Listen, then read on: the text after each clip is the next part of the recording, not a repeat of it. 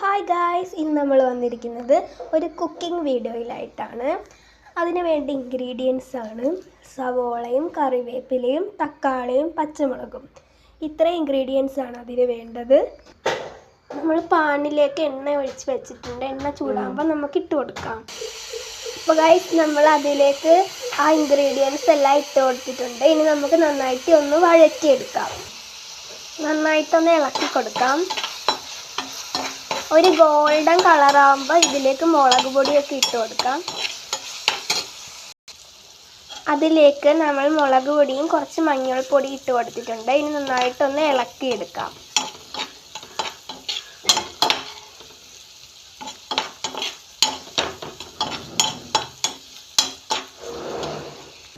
ഇതിൻ്റെ അകത്തേക്ക് നമ്മൾ മുട്ട പൊട്ടിച്ചൊഴിച്ചിട്ടുണ്ട്. നന്നായിട്ടൊന്ന് ചിക്കിയെടുക്കാം. മുട്ട നമ്മൾ നന്നായിട്ട് ചിക്കി എടുത്തിട്ടുണ്ട്. കണ്ടോ?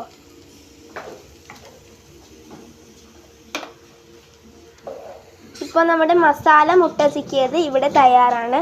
അപ്പോൾ നമ്മുടെ കുക്കിംഗ് വീഡിയോ ഇഷ്ടപ്പെട്ടാൽ ലൈക്കും ഷെയറും സബ്സ്ക്രൈബും ഒന്നും മറക്കണ്ട.